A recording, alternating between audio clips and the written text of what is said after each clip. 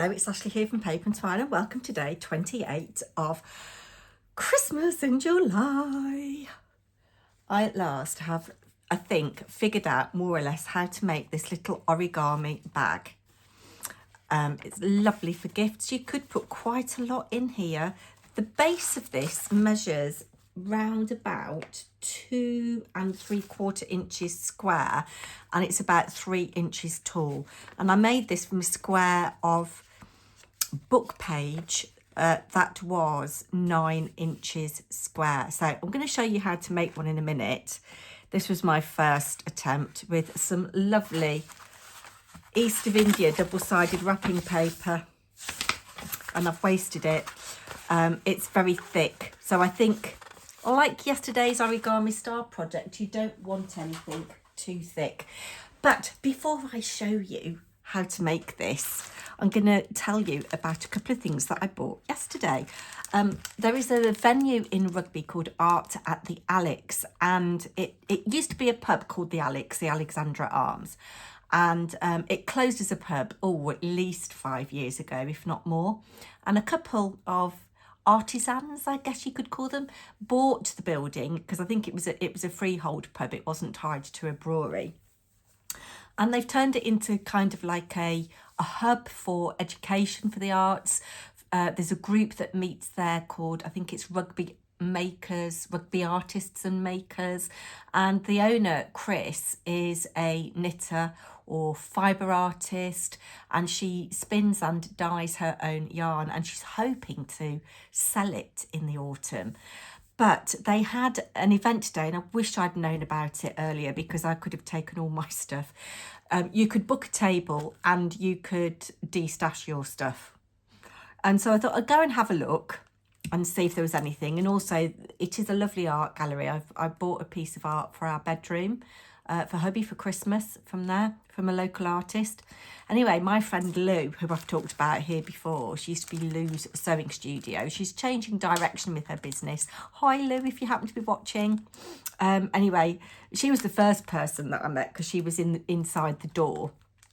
And I've got these lovely Tilda fabric buttons. I think there's 10.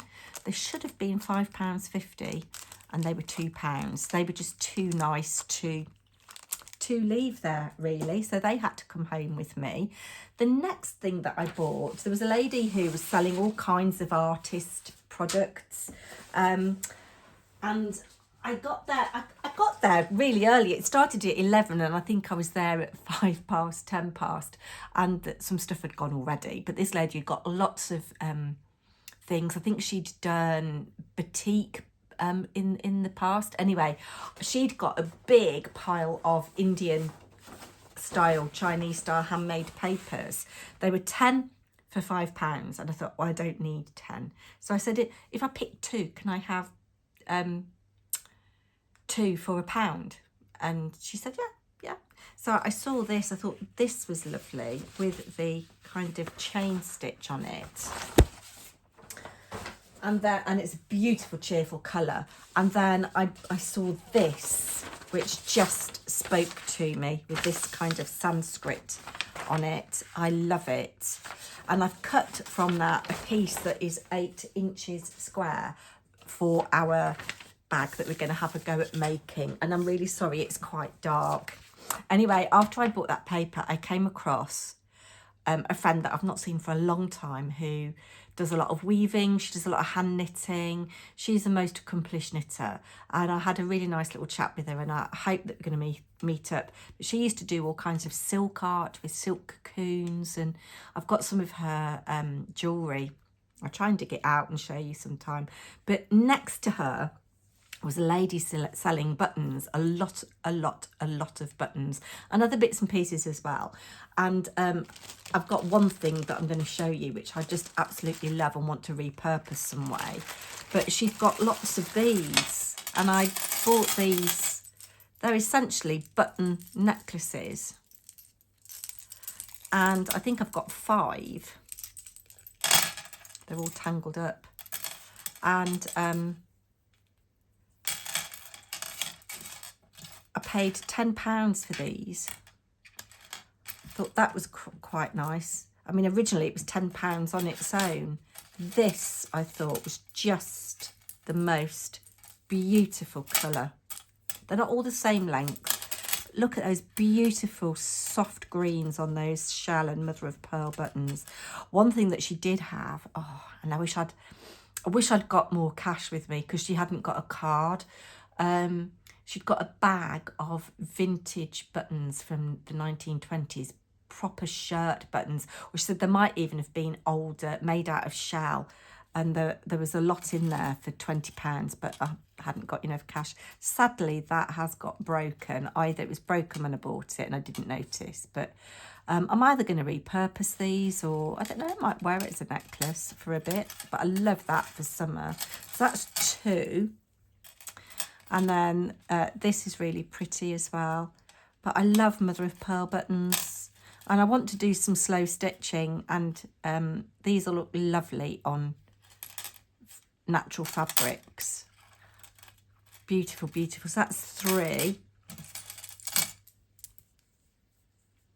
And then I've got this one. I thought I'd got 5. 1, 2, 3. 1, 2. I thought I'd got 5, but I've only picked up 4. But this one is really pretty. I love square buttons. I love the pinks.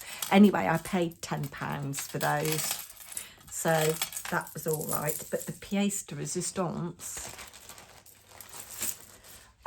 is this. Now, this is from the 1920s. I've never seen anything like this. Maybe some of you have already. She'd got lots of these in different sizes and colours. Can you see? I don't know whether the camera's picking up, but this is a glass button from the 1920s, and I held it up to the light and the light shines through it, and I thought, if I can somehow, there is a button loop there, an old-fashioned button loop, if I can somehow attach something to have that hanging in a window, how cute would that be? I don't know, I might be able to fix a piece of, I don't know, I'll have to get husband on the case, but 1920s, I don't know how that would have been made. Has it been hand painted, hand stained? But that I just thought was utterly adorable. I did tell the lady my channel name. I don't suppose she will be watching, and I didn't ask her name, but she was very, very lovely. Anyway, that is very precious. Right, now I have, I think, worked out how to make these little bags. I'll link the tutorial that I used down below. It's from a proper origami artist. This, as I say, I've cut to 8 by 8, and I am going to score. I'm not going to score, I'm going to burnish, because I want really, really crisp, neat folds. And you could use any size paper as long as it is square. Wrapping paper would be ideal because it's a good weight. Try not to use anything that is really, really thick, like the handmade paper that I just showed you, that East of India paper. Now we've done that to get a lovely cross. Now this is the bit that I really struggle with, folding on the diagonal. So I'm going to bring this corner here to meet that there, and I'm going to make sure that my edges are lined up as best as I can, and that's why I got in such a mess with the other one. And you want to kind of pinch that there, and I'm not going to commit to burnishing this down yet. I'm just going to squash at the end there, and do the same with this corner here, kind of pinch and squash, and then ensuring that that lines up, I can now go in, and I've got quite a nice sharp fold there. And then we're going to obviously do the other diagonal. I did mention yesterday that I was going to perhaps do a recycled project today, but I know that some people have been waiting for this origami bag, and I've got a chicken in the oven roasting. It's actually Sunday as I'm filming this, I'm just waiting to put a chicken in the oven, and I thought I'll bash this out now. Because I've realised I've got lots of videos I need to make. I haven't done my tag for the hashtag PT Tag Club yet. Eastern Promise. Right, there we go. So, I'm going to just fold that over the other way as well.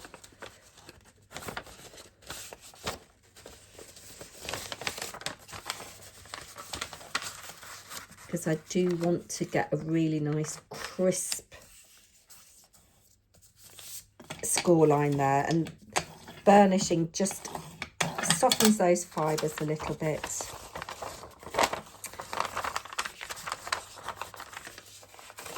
And we'll do this one as well on the diagonals. The cat is waiting patiently at the door to be let out. Can't believe we're on day 28. And I know I said that the 26th was our wedding anniversary. Tomorrow is our, what we call our big do. Right, so what I want to do now, I want to bring this in here. Actually, let me just fold that way.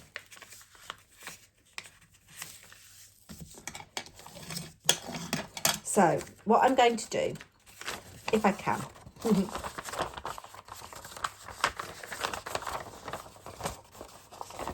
going to bring these bits in here. So I'm going to bring that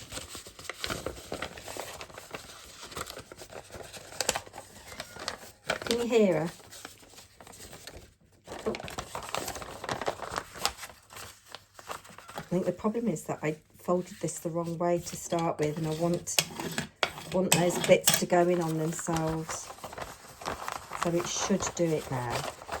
So I want that to go like that, that to go like that. This is lovely paper. I do wish I'd bought more of this, but as I say, I haven't got a lot of cash. Okay, so we're at this kind of situation now. Now, I want to fold this about like so. You don't want to fold it all the way like that, but you want to kind of fold it. Did she do it like that before? No. You want to kind of fold it about there, so that the top edge of this is level with the top edge of this triangle, and give that a really good burnish. Then you're going to fold up here. This forms the base of the bag. Can you see that we've got that going on like that? And again, I'm going to actually, you need to be more accurate than that. There shouldn't be any gap at all. Let me just let her out. Come this way, cat. Come this way. Come this way. There we go. Okay. So what I do now is a bit wonky. Oh, okay. What you do now is unfold that and then bring this side in and fold it to meet there, like so. Really hope this works. I'm going to look very foolish. And then this is a little bit tricky, but also quite satisfying. You're going to line this edge up here with this edge here. Can you see? Like so. And give that a really nice burnish down as well.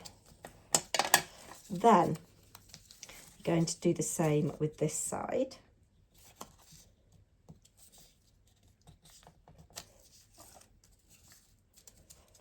And give it a really good burnish. I think different squares of paper will give you slightly different shaped bags.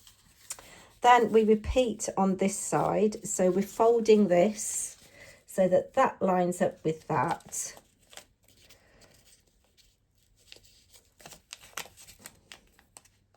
And that lines up with that. So we give that a burnish. And then we do the same. We make that little fold there, like so.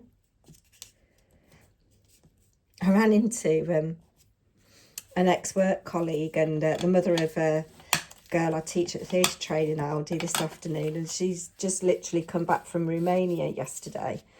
She said it was 35-degree heat when they were over there. She'd been there for a week. Her daughter had been there a bit longer. And she said it's been a bit chilly today coming back. I think we're about 20 degrees, but it just seems a bit cold after all the excessive heat that we've had. And then we're just repeating that again, like so. Isn't this just gorgeous and very festive? Now, this I found a little bit tricky. And what we're doing is we're just forming a crease on these little flaps. Now, this particular maker did a version of this about 4 years ago where they snipped these bits off and closed the whole thing with washi tape. So that could be an option for you. So I'm just folding that in like that. And I'm folding that in like that. This is to kind of anchor a little bit so that I can form the base of my bag without the whole thing collapsing. So I've got that kind of thing going on at the moment. Now, this is where it all goes a bit Pete Tong for me. So let's keep our fingers crossed. We're going to unfold at the bottom and open out the base of the bag. Then we're going to come back, bring our sides in and tuck that there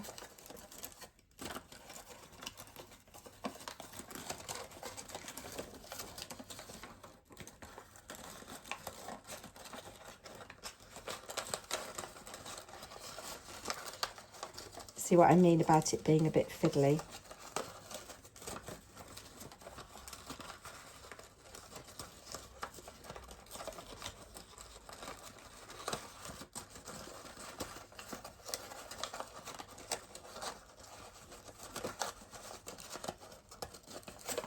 Oh, come on.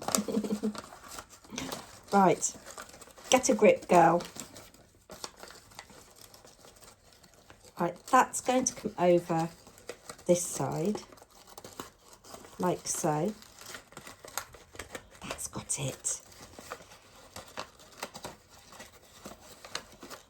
Bring this in.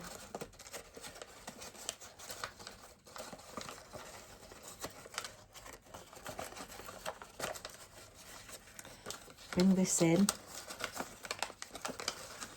Then that's going to come over and tuck in there, like so.